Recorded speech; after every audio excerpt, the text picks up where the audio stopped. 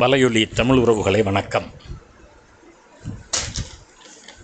குமரியோடு வடஇமயத்து ஒரு மொழி வைத்து உலகாண்ட சேரலாதன்.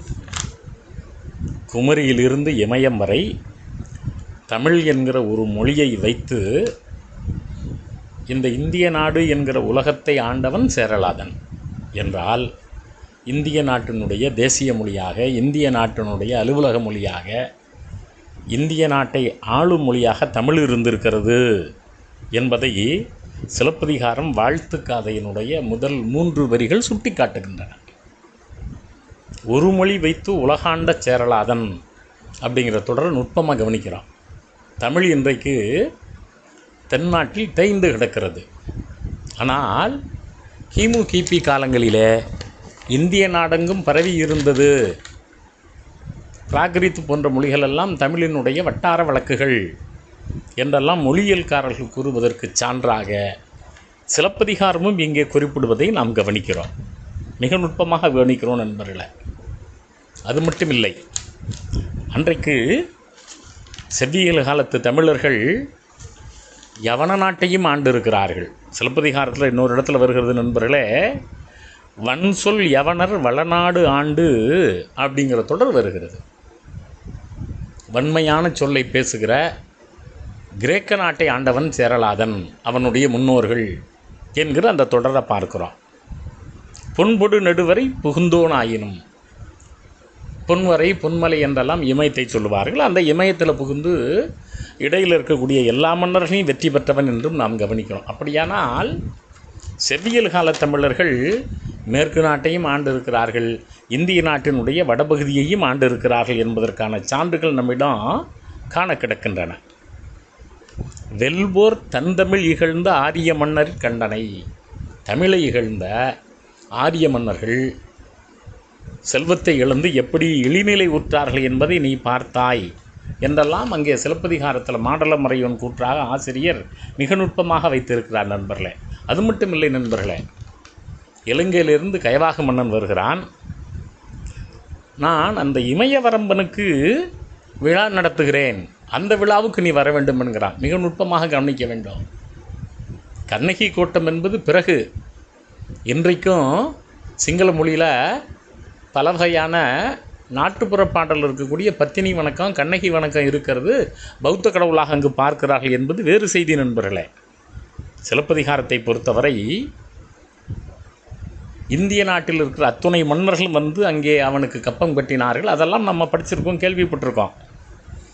மிக நுட்பமாகவே பல இடங்களில் பதிவு கிடைக்கிறது. ஆரிய நாட்டு அரசு ஓட்டி அவர் முடித்தரை அணங்காடிய பேரிமைய கல் சுமத்தி பலர்தொழு படிமம் காட்டி. இதுதான் நண்பர்களே இந்த பலர்தொழு படிமம். படிமம்னா இன்றைக்கு சிலை என்று நாம் சொல்லுகிறோம். அந்த படிமத்தை வந்து பலரும் வந்து தொழுகிற அளவுக்கு பத்தினிக்கு கோட்டம் எழுத்திய வரலாறை நம்ம வஞ்சிக்கண்டத்தில் பார்க்குறோம்.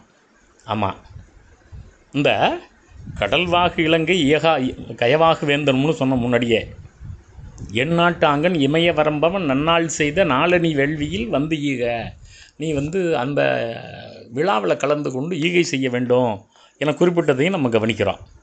கிட்டத்தட்ட பல மன்னர்கள் வந்து வீரம் பேசி எதிர்த்தார்கள். தென்தமிழ் ஆற்றல் காண்குதும் யாம், தென்னாட்டு தமிழனுடைய வீரத்தை நான் பார்க்கிறேன். யார் யார் சொன்னார்கள்? கனக விசையர்கள் மட்டுமா சொன்னார்கள்? கலந்த கேண்மையின் கனக விசையர் யார்? அவருடைய உறவினர்கள் உத்தரன், விசித்திரன், உருத்திரன், சித்திரன், சிங்கன், தனுத்திரன், சிவேதன், பைரவன், இப்படி பல நூறு அவனுடைய மன்னர்களும் உறவு மன்னர்களும் அந்த போர்க்களத்தில் வீழ்த்தப்பட்டார்கள் என்பதை நாம் நுட்பமாக கவனிக்கிறோம் நண்பர்களே. அப்போது வடநாட்டை போய் இவர்கள் வெற்றி பெற்ற போது பலரையும் அங்கிருந்து இழுத்து கொண்டு வருகிறார்கள். அதையும் நம்ம கவனிக்கிறோம். 52 பேரை குட்டுவன் கொண்டு வந்திருந்தான்னு பார்க்குறோம், கனக விசையர்களோடு சேர்த்து. அது மட்டும் இல்லை, நீலனை அழைத்து நீ போய் இவர்களை பற்றியெல்லாம் சோழனிடமும் பாண்டியனிடமும் காட்டி விட்டி வா என்று சொன்னபோது நீலன் புகாருக்கு வருகிறான், மதுரைக்கு போகிறான். ஆனால் அவர்கள் இவனை இகழ்கிறார்கள். ஏன் இகழ்கிறார்கள்?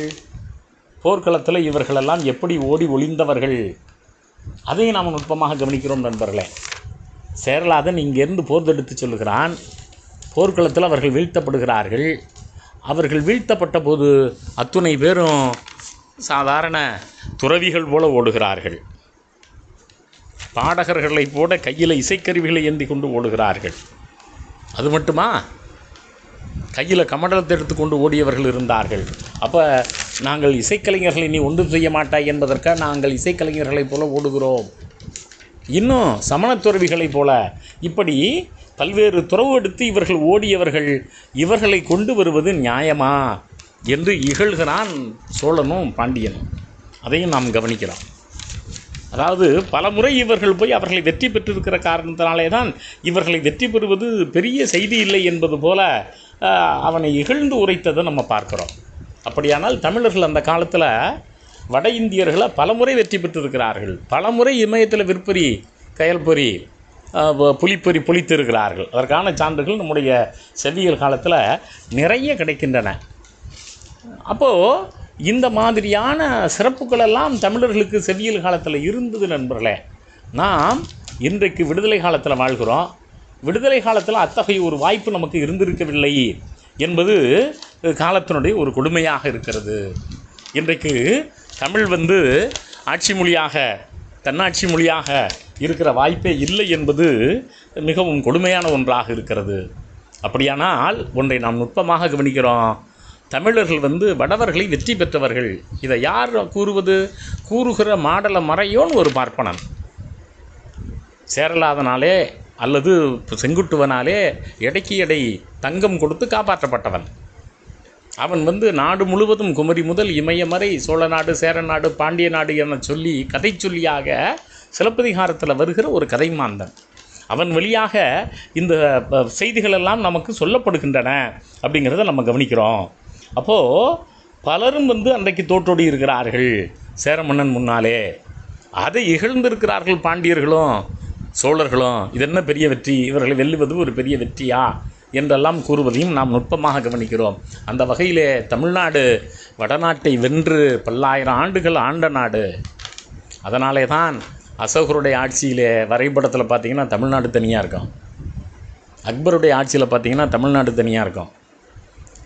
இந்த ஆங்கிலேயர்கள் வந்த பிறகுதான், இந்த இந்தியா என்கிற ஒரு கட்டமைப்பை உருவாக்கிய பிறகுதான் தமிழகம் அந்த ஆங்கிலேயர்களுக்கு கீழே சென்றதே தவிர அதற்கு முன்னர் நம்முடைய பழந்தமிழ் வேந்தர்களெல்லாம் தனித்தன்மையோடு ஆண்டு இருக்கிறார்கள் என்பது வரலாறு. அதனால்தான் தங்களுடைய மொழி, தங்களுடைய பண்பாடு, தங்களுடைய வாழ்வியல் என்று வருகிற போது தமிழர்கள் தன்மானமிக்கவர்களாக இருக்கிறார்கள். எங்களுக்கு ஒரு தனித்தன்மை இருக்கிறது என்கிற உணர்வு நம்முடைய குருதியில் இருக்கக்கூடிய ஒன்று. அந்த குருதியில் கலர்ந்த உணர்வு தான் நம்முடைய தனித்தன்மையை காப்பாற்றுகிறது. இந்திய நாடே ஒரு மாதிரி சிந்தித்தால் தமிழ்நாடு ஏன் தனியாக சிந்திக்கிறது? இங்கே தமிழ் இந்திய நாட்டை ஆண்ட மொழி. தமிழ் உலகம் முழுவதும் பரவி இருந்த மொழி. தமிழர்கள் தெற்காசிய நாடுகளை பல நூறு ஆண்டுகளில் தனித்தனியாக ஆண்டு இருக்கிறார்கள். ஆகையினால் தமிழினம் என்பது ஏதோ நாகரிகம் உறாத ஒரு பழங்குடியினம் இல்லை. தமிழ் பல்வேறு இலக்கிய வளத்தை பெற்றிருக்கிற ஒரு மொழி என்பதை நம்ம பலமுறை சொல்லியிருக்கிறோம். அந்த வகையில் நண்பர்களே, இந்த ஒரு மொழி வைத்து உலகாண்ட தமிழன், இந்த ஒற்றை மொழியை வைத்துக்கொண்டு உலகாண்டவன் தமிழன் என்கிற பெருமிதம் நமக்கு இருக்க வேண்டும். நன்றி.